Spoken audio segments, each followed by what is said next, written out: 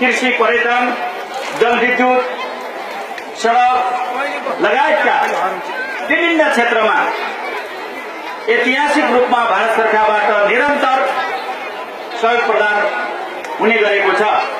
यसको लागि पनि म सरकारको तर्फबाट आभार र धन्यवाद ज्ञापन गर्न चाहन्छु। केवल यो सहयोग मात्रै होइन, हाम्रो सम्बन्धको कुरा सायद दक्षिण एसियामा मानव जातिको विकास सँगसँगै हाम्रो ऐतिहासिक सम्बन्ध छ। त्यो राजनीतिक रूपमा होस्, आर्थिक रूपमा होस्, सामाजिक रूपमा होस्, सांस्कृतिक रूपमा होस्, भौगोलिक रूपमा होस्, हाम्रो ऐतिहासिक सम्बन्ध कहिले पनि कसैले पनि मेटाउन नसक्ने प्रकारको हाम्रो सम्बन्ध रहिआएको छ। यसमा दुवै देशको जनताको बीचको सम्बन्ध पनि त्यत्तिकै घनिष्ठ र प्रगाढ छ। त्यति मात्रै होइन, दुई देशको दुख र सुखमा सहकार्य गर्ने, दुई देशको विकास निर्माणमा सहकार्य गर्ने कुरामा पनि त्यत्तिकै ऐतिहासिक सहयोगको आदान प्रदान छ।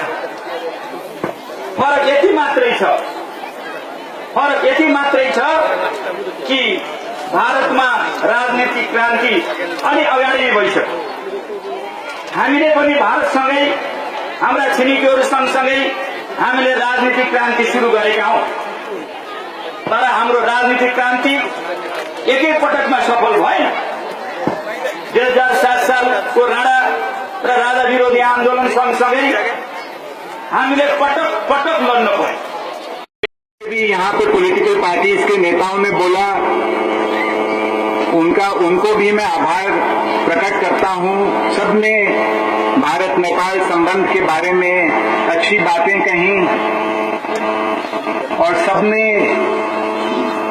एक कमिटमेंट दिया कि हम आगे आने वाले वर्षों में, दशकों में इन संबंधों को और प्रगाढ़ बनाएंगे। और यही भारत की जनता का, भारत के नेताओं का, भारत के प्रधानमंत्री का और हम लोग जो सब भारतीय राजदूतावास में हैं, सभी लोगों का एक ही मकसद है कि किस तरह हमारे संबंध जो प्राचीन काल से चले आ रहे हैं उनको इस बदलती हुई दुनिया में किस तरह और मजबूत करें। और एक निष्कर्ष पर हम लोग पहुंचे हैं कि संबंध और प्रगाढ़ अगर करने हैं तो हमें विकास के रास्ते पर तेजी से अग्रसर होना पड़ेगा।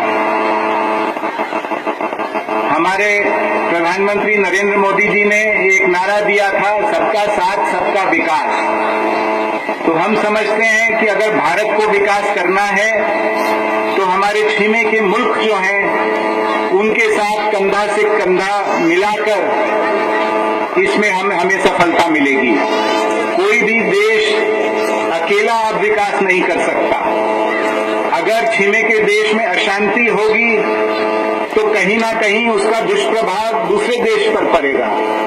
इसीलिए सभी देशों को मिलजुल कर आगे बढ़ना होगा।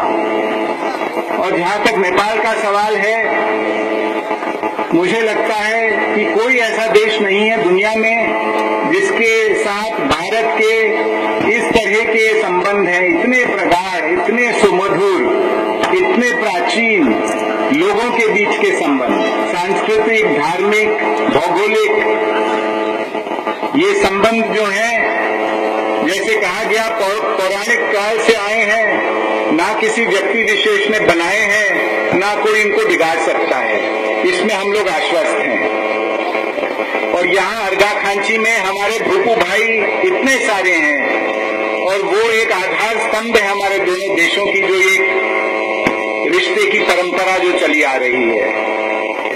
तो हमारे जो संबंध हैं इनको आगे बढ़ाने के लिए विकास हमें करना होगा और विकास की नींव जो है वो शिक्षा है। इसीलिए भारत सरकार की तरफ से नेपाल में हमने शिक्षा को बहुत महत्व दिया है, शिक्षा को और स्वास्थ्य को। शिक्षा के क्षेत्र में 240 से अधिक हम लोग स्कूल भवनों का निर्माण कर चुके हैं पूरे नेपाल में। 74 या 75